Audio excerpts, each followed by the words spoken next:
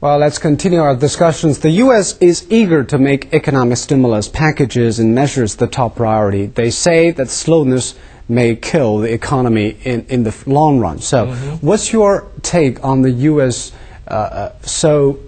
Enthusiasm in keeping the whole world jumping on board for stimulus packages? Are they worried about the unemployment rate? Everybody's worrying about the unemployment rate, but if you look at the growth path of U.S., which is different from the growth path in China, you see U.S. economy is growing, which based on its growth in consumptions. But on the China side, our consumption is really declining, so we need a lot of investment.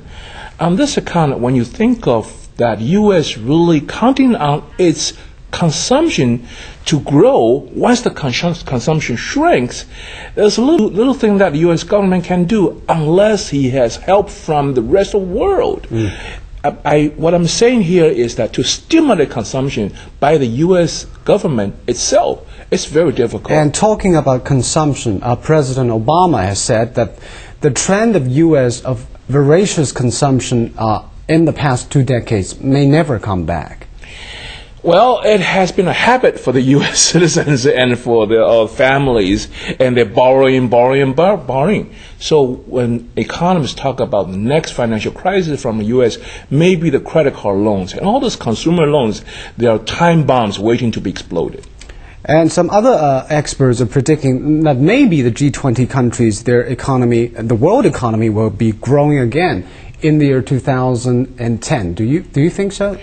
Well, I'm pretty sure that China will rebound back by the end of this year. So if China is rebounding its heart is enough, and provided that the U.S. can stop its, say, real estate price declining, and consumption side, at least there are no future consumer financial crisis.